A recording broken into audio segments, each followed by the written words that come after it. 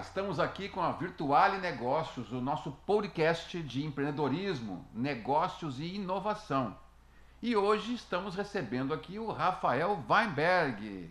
Muito bem, Rafael, seja bem-vindo aí. Obrigado, Paulo. Quebrar o protocolo porque a gente tem um relacionamento de longa data, né? Exatamente. Que legal a tua presença aqui, né? E tem uma trajetória longa aí no empreendedorismo, né? Vem de uma família empreendedora. Então, Rafa, eu vou apresentar o Rafa aqui para vocês. O Rafael é mentor estratégico e conselheiro de decisão para líderes e empresas em escala. Fundador da RW, criador do método Lucro e consultor de agentes de IA. Atua na interseção entre estratégia, inovação, IA e resultados, sempre a serviço de decisões melhores. Muito bem, Rafa.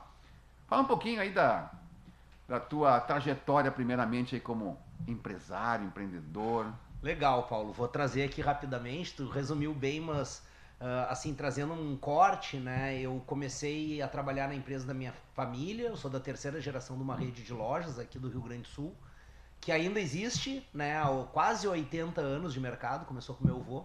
Comecei na empresa com uma recuperação judicial e quebrando de 16, indo para 12 lojas. Final da década de 90, eu me especializei em franquias e assumindo a área de TI também, porque e aí minha conexão muito com a tecnologia, porque a gente tinha muito crediário, e aí o medo do bug do milênio, o pessoal de mais idade vai nos entender. Foi um momento que a gente mudou o modelo de negócio para franquia, e aí a gente salvou o negócio, saímos de 12 para 37 lojas. Eu estava como vice-presidente da rede, foram mais de 20 anos dentro da empresa. Quando eu cansei, meu filho nasceu, eu ia ter um burnout, eu sempre quis ser um pai presente e trabalhar com o que eu amava. Naquele momento eu saí da empresa como vice-presidente, onde eu cuidava de marketing, expansão, franquias e negócios, e decidi trabalhar com aquilo que eu acredito que é a educação. Eu acho que o conhecimento é que transforma resultados, pelo menos sempre foi assim comigo. Comecei a dar aula por uma escola de negócio que estava começando no Brasil, chamada Escola Conquer. 3 anos e meio de Conquer. Passei por grandes empresas como a iFood, Ambev, Outback, Boticário, grandes empresas que eu tinha como referência. Saindo dali, eu comecei a ser chamado diretamente por outros parceiros de negócio e empresas para formar lideranças dentro das empresas, onde o caso mais significativo foi junto com um parceiro de negócios na Leroy Merlin, onde particularmente só comigo passaram mais de 250 lideranças, onde eu tive a oportunidade em 3 anos de formar esses líderes. Eu acredito demais que nosso papel como pessoa jurídica e pessoa física é formar e deixar líderes melhores que nós nesse planeta ou na empresa que a gente está. Então eu sempre acreditei muito que minha principal função sempre foi formar pessoas melhores que eu. E aí dali, sempre atuando com marketing e vendas, que é o meu chão, e apaixonado por tecnologia, eu já vinha estudando inteligência artificial antes até da inteligência artificial generativa, foi aquela que surgiu com o ChatGPT, né, em novembro de 2022, eu já vinha desde 2016, 2017 estudando um pouco mais a fundo, e aí não tinha como não cair para dentro da inteligência artificial aplicada a negócios, né? Legal, muito boa. Isso é muito legal, a tua trajetória é sempre muito bacana. Bom, Rafa, tu trabalha com estratégia, inovação e inteligência artificial, né? Mas tu sempre diz que o problema das empresas não são a falta de tecnologia. Então, qual é o erro real que tu enxerga nesse mercado atualmente? Legal. Paulo, até esqueci de comentar na trajetória, há 3 anos também eu entrei muito forte no ecossistema de startups. Né? Hoje eu sou um dos cofundadores do Founders Club. O Founders Club é um dos maiores hubs da América Latina hoje de fundador de startup. Também atuo como mentor da Associação Brasileira de Startups, da Tecnopuc e da Elevagro. Ano passado passaram umas 100 startups pelas minhas mãos diretamente nesses programas. E isso, eu tenho que trazer esse dado porque isso impacta na pergunta que tu me fez. Claro, com certeza. O que acontece, Paulo? Eu vim de um modelo de gestão que a gente não tinha muita ferramenta. Se eu tivesse que colocar um CRM, eu tinha 1, 2 opções de mercado. Se eu tinha que fazer um site, eu tinha 1 ou 2 empresas no Rio Grande do Sul que faziam esse trabalho. Hoje a gente não precisa fazer todo aquele processo para contratar um CRM. Eu tenho vários sistemas que eu trabalho dentro do meu negócio, que é infinitamente menor em número de funcionários físicos, pessoas, do que um modelo tradicional. E eu contrato uma ferramenta como Asas ou Conta Azul. Em um dia eu boto essa ferramenta a rodar. E hoje a gente tem muita ferramenta no mercado. Sim. É só olhar, tem gente que me pergunta assim, né, Paulo, qual é a melhor inteligência artificial para usar? O cálculo que eu tinha feito há meio ano atrás, então eu tenho que atualizar, é que já existiam mais de 1.500 ferramentas de IA no mercado. Então a questão não é qual que eu vou usar, é o que eu preciso resolver. E a Ou para que eu velocidade, preciso né, disso, ali. cada dia tem mais, né? Cada dia Imagina tem mais. uma caixa de ferramentas e tu tem que botar um quadro na parede. Tu vai olhar aquela caixa de ferramentas e tu já sabe, olha, talvez eu possa pregar ou usar uma furadeira. Se eu vou usar um parafuso, o que eu preciso? Eu tenho a bucha, eu tenho a furadeira, eu tenho o equipamento. Pro prego, eu tenho o martelo. O que acontece hoje com tecnologia, que tu abre uma caixa de ferramentas quase infinita, e quase mesmo, né, seguindo a teoria, uma teoria de 20 anos atrás, eu acho que do Christian Andersen, que fala da cauda longa, né? Então hoje com o digital tu tem infinidades de ferramentas e aí tu não sabe o que escolher, porque tudo é muito fácil de implantar, é muito barato de implantar, porque tu contrata num mês e tira no outro, só que assim como é fácil de implantar, é fácil de desimplantar. E aí gera uma confusão. Acho que é um mundo de oportunidade, mas ao mesmo tempo gera uma confusão na cabeça do empresário, tipo, para saber, tá, qual é a minha ferramenta ideal, qual é o meu stack de ferramentas para isso. É isso então, né? Tu criou o método lucro, que entrega até 90% de ganho de eficiência em sprints de 2 semanas. Isso. Como é que funciona na prática e por que sprints curtos em vez de projetos longos? Muito bom, Paulo. O que acontece? Eu comecei sendo demandado ao natural para dar palestras e dar treinamentos sobre inteligência artificial, que é um trabalho que eu venho fazendo até hoje, adoro fazer esse trabalho. E dali ao natural, os empresários que me conhecem queriam me contratar para ser um consultor de inteligência artificial. Quando eu fui para um modelo de consultoria, eu percebi que ele não estava sendo tão assertivo com a IA. Por quê? Porque duas coisas acabavam acontecendo. Acreditavam que eu, como consultor, iria executar e eu não executo. Então, a gente tinha problemas de projetos porque faltava a execução lá do cliente e isso não acontecia. Ou me contratavam para um projeto muito longo que nem a empresa tinha ideia do que precisava no fundo. O que eu fiz? Eu peguei uma metodologia própria com a minha experiência, misturada a algumas metodologias de métodos ágeis e de sprints, que eu aprendi também com startups, para criar um método que é o método lucro. E que, por incrível que pareça, o nome é lucro, mas o acrônimo do nome, né, as letras, elas não significam. Cada uma tem um significado. Então, lucro, o L, primeiro vem de lucidez, né, de entender o que realmente eu preciso. O U vem de unificar foco. Porque qual que é o grande problema quando a gente vai implementar uma IA ou uma tecnologia? Qual é o foco? Quando eu já cometi esse erro de querer implantar uma tecnologia, aí o foco do cara comercial era uma, da TI era outra, do administrativo era outra, e aí cada uma estava implantando a mesma solução, só cada uma olhando para um lado diferente. O C vem de clareza, porque dentro da metodologia um dos passos é metrificar. Se a gente não mede, a gente não controla. E se a gente não controla, a gente não gerencia. Quero emagrecer. Se eu não sei quanto que eu estou pesando hoje, quanto que eu quero perder, quanto que eu quero chegar, eu não tenho como gerenciar se eu estou no caminho ou não. Então, o C vem muito da clareza, né? De entender quais são as métricas. E eu sou um cara muito chato, Paulo. Meus clientes sabem. Se meus clientes estão ouvindo, vocês vão lembrar disso. Porque eu não avanço enquanto não tiver uma definição clara de métrica. Porque é muito fácil eu chegar para um prestador de serviço, que é um consultor, um mentor, um conselheiro, e dizer assim, não estou tendo resultado, ou não está me atendendo. É muito amplo. Assim como dizer, teu trabalho está muito bom.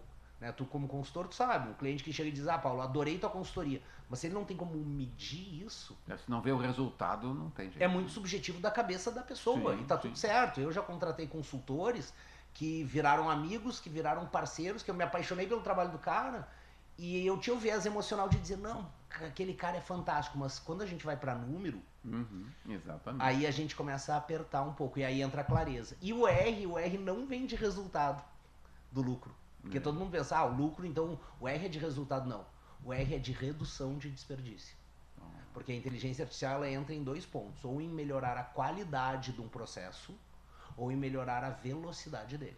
Às vezes os dois juntos, mas normalmente acaba atingindo um dos dois. E o O é a otimização constante. é transformar esse método num modelo que seja replicável e escalável dentro da empresa. Tanto que tem empresas que me contratam, que tem lá, contrataram 20 sprints. Por um ano, eu vou implementar 20 sprints do lucro, onde a gente já teve alguns resultados assim, bem expressivos. Eu te confesso que eu fiquei por muito tempo com medo, e medo bobo, aquela síndrome do impostor, de falar que eu tive cliente que melhorou em 90% a sua produtividade, porque a gente não acredita, né? Parece papo de charlatão. Ah, como assim? Aumentou em 90%? Semanas? E aí, com a metrificação, com o método, eu consigo medir. Hoje eu tenho cases reais de clientes que saíram, por exemplo, de um processo que levava 9 horas para fazer, para 30 minutos. Um único processo. A IA permite isso, né? Legal, muito bom.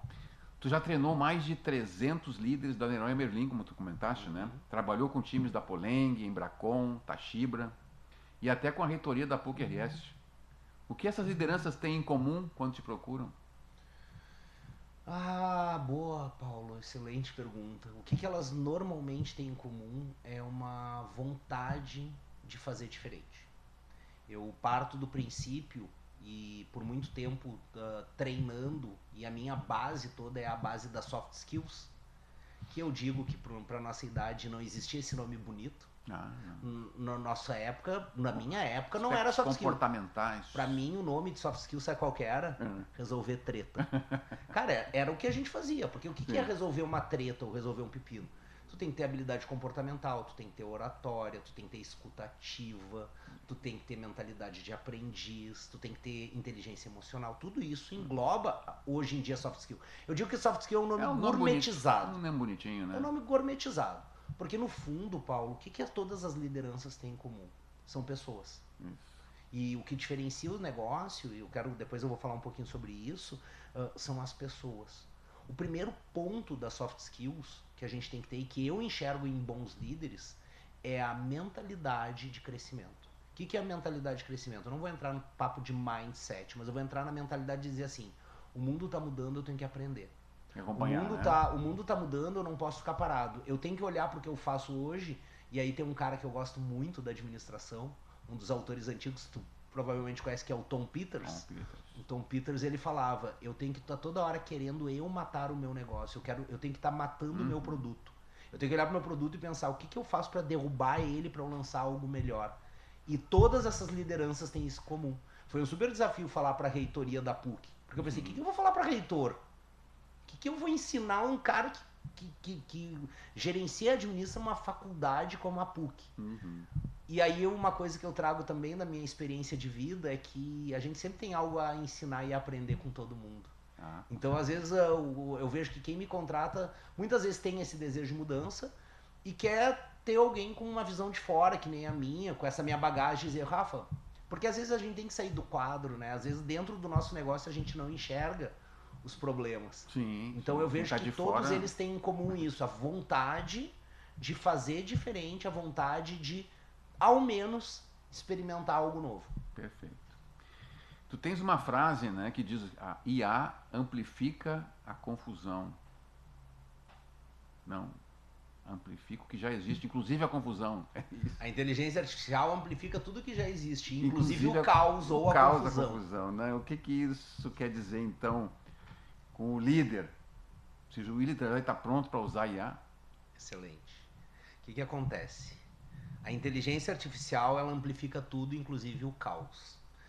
Inteligência artificial é uma tecnologia. Eu vou entrar num ponto um pouquinho abstrato. A inteligência artificial é uma tecnologia.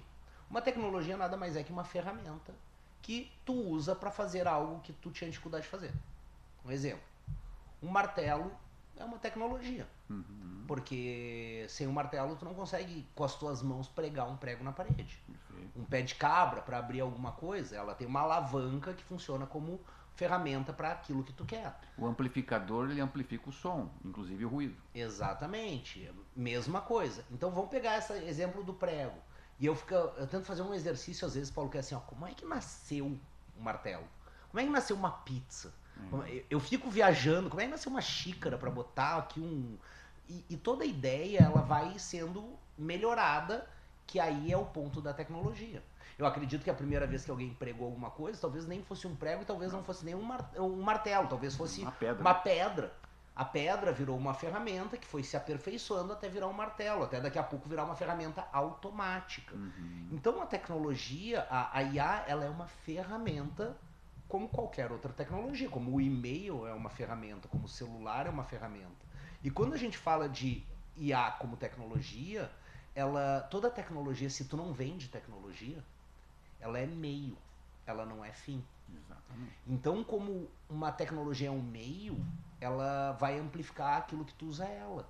Eu gosto muito de dar esse exemplo. Esse aparelhinho aqui, celular, ele é o mesmo aparelho. Para mim, para ti, para todo mundo. Só que o mesmo aparelho que eu posso passar 10 horas mandando proposta, desenvolvendo agentes de IA, mandando e-mail, agendando reunião, confirmando contigo a participação nesse podcast, mandando contrato. Eu posso fazer isso nesse aparelho em 10 horas. Nas mesmas 10 horas eu posso usar esse aparelho para passar o dia inteiro jogando Candy Crush. E aí, pessoal, tá gostando do nosso podcast? Então vem pra cá. Olha só que legal. Você pode ter o seu podcast aqui. Vem com a gente. E aí, pessoal? Ou seja, o aparelho não é a causa, ele é o meio. A IA é o meio. Se eu não tenho a minha casa organizada, se eu não sei para que eu vou usar a IA, se eu vou usar a IA para escrever e-mail, ela vai potencializar tu escrever e-mail. Mas, sinceramente, uma tecnologia com um potencial desses é que nem usar o celular moderno de hoje, vamos pegar o exemplo, de novo, conectando com quem é da nossa época. Mesma coisa que eu pegar um celular ultra moderno como hoje e usar ele só para baixar o jogo da cobrinha. Exatamente. Ele está subutilizado do potencial dele. Com certeza. A gente fala muito na questão, nas empresas, quando a gente está na consultoria, que em primeiro lugar tem que ter processo, né? Não adianta a gente implementar uma tecnologia ou a IA se não tem processo definido. É aquilo que tu falaste, vai aumentar o problema. Paulo, sem processo, vamos pensar o seguinte, a gente vende produtos e serviços. Independente se tu vende em grande escala ou em pequena escala, e essa é a reflexão que eu trago, como é que eu vou garantir a qualidade e a entrega do meu cliente final se eu não tiver um processo? Exatamente. Eu posso ser um consultor, e no meu caso, eu atendo no máximo 5 clientes por vez. Eu não atendo mais que isso, eu não tenho braço e eu não quero escalar. O meu modelo é esse. Como é que eu vou garantir o sucesso desses 5 se eu não tenho um processo definido? E o que acontece com a maior parte dos empresários e empreendedores? Eles pegam um caso de sucesso bem definido e eles acham que o processo inteiro deles, que não está montado, está garantido com a eficiência lá no final. Eu gosto de dar o exemplo do McDonald's. Como é que eu garanto que o Big Mac que a gente come aqui em Porto Alegre é o mesmo que a gente come no Japão? Por quê? Porque os processos estão muito bem definidos. Não quer dizer que a gente não tem que ter o processo criativo, mas ele não pode ser... O improviso não faz parte, sabe? Eu digo assim, ó, a venda... Dá para improvisar na venda? Dá. Mas para improvisar na venda, tu tem que dominar o processo. Exatamente. O ator que tá num palco, ele pode improvisar se der alguma coisa errada. Só que para ele improvisar, ele tem que dominar o roteiro e a apresentação. Exatamente. A gente gosta muito de falar em trilhas. São trilhas. A gente tem que desenvolver trilhas, não trilhos, mas trilhas, né? Mas legal. Tu criou agentes de IA. O Nick, o Vitão e o Conselho. A Nick. A Nick? Uhum. A Nick. E também constrói agentes sob medida para empresas. Qual é a diferença entre uma automação comum e um agente de IA bem feito? Uma automação comum, normalmente, ela é muito simplória, simplista não é ruim, mas simplória na sua construção. Ela normalmente é rasa e normalmente ela segue uma trilha linear. Normalmente. Não quer dizer que seja ruim, mas é uma automação rasa. É que nem dizer o seguinte, olha, eu ligar aqui para a Virtuale e eu caio numa automação e diz assim, ó, Rafael, digite 1 para falar com nossos atendentes, 2 para receber o teu cobrança e 3 para entrar em contato financeiro. É uma automação que funciona? Funciona, mas é rasa. Uma automação mais complexa, ela vai além, ela pode investigar. A IA nos permite aí trabalhar com 2 tipos de automação. Uma automação sistêmica, que é esse modelo. Eu tenho agentes sistêmicos, que é um agente que eu boto menu. Então, por exemplo, eu tenho um agente que me ajuda a estruturar os relatórios de mentoria com a minha inteligência. Então ele tem lá o botão, digita /intro para botar nova mentoria, barra briefing para botar o briefing daquela mentoria, barra reunião para gerar o e-mail. É um agente sistêmico. E eu tenho agentes de persona, que é o caso da Nick, do Vitão e do Conselho, né? Que tem uma personalidade, ela conversa contigo, é um agente mais conversacional. Eu vou te dar um exemplo. A Nick, eu digo que ela é a geradora de conteúdo infinito, porque ela é uma agente e já tem mais de 100 empresários que adquiriram a Nick e estão usando. O que ela faz? Tu coloca um produto que tu tem, a dor que tu resolve daquele produto, e ela mapeia todos os dados demográficos do cliente, psicográficos, os maiores medos, o que ele já tentou e não deu certo, as frustrações, como que ele se vê antes da solução, como que ele se vê depois, qual é a ideia que está por trás, qual é o diário do dia a dia dele antes de usar a tua solução e depois. Então a Nick, ela cria conteúdo infinito, porque dali, qualquer um desses conteúdos, tu gera reels, stories, artigos, então ela funciona muito bem. O Vitão, ele é também um agente de persona e ele é especialista em marca pessoal. Ele usa uma metodologia que é o Branding 8D, que são 8 dimensões, que ele começa te fazendo perguntas e tu vai respondendo. E aí, conforme o teu segmento, ele vai dar um peso diferente. Então, se o teu segmento é influenciador ou advogado, ele vai dar um peso muito maior para a comunicação visual do que da oratória. E assim ele vai ajustando. E o Conselho, para mim, é o meu xodó de agente. Porque, na realidade, ele não é um agente. Eles são 6 agentes em um. O que eu fiz no Conselho? É um conselho de marketing, onde eu mapeei e estruturei as 6 maiores inteligências do mercado de marketing na atualidade, cada uma na sua área. Então, por exemplo, peguei o Neil Patel, que é o melhor cara de SEO e de EO. Peguei o Gary Vee para falar sobre copy e storytelling. Peguei o Hormozzi para trazer o conceito de modelos de oferta, que é do 100 Million Offers. Peguei uma menina de comunidade, peguei uma menina que analisa design. Eu peguei as inteligências, estruturei as inteligências, e o que esse agente faz? Tu faz qualquer pergunta relacionada a marketing e vendas para ele, e esse agente, antes de te dar uma resposta, eles conversam entre eles. Olha. Então tu diz assim, analisa o site da Virtuale. Antes de te vir um parecer, tu acompanha em tempo real o cara do SEO falando com a menina da copy. A menina da copy falando com a menina do storytelling, com o cara do storytelling. Eu uso ele para tudo. Até para fazer um formulário, digo, quero fazer um formulário novo, meu modelo é esse, e aí ele cria. Então, esse é um modelo de um agente mais complexo. E os agentes sob medida que eu entrego, aí tem estudo, Paulo. Para ter uma ideia, a gente está montando um agente, e aí para te ver como não tem tamanho. A gente está montando um agente para um cliente em Santa Catarina que é pai e filho donos de uma serralheria. O que acontece? Esse agente só faz uma coisa, montar orçamento para eles. Hoje, eles levam de 1 a 2 dias para montar um orçamento para um cliente. E às vezes perde o cliente grande porque não tem braço. O que nós estamos fazendo? Já está em fase de beta tester com o cliente.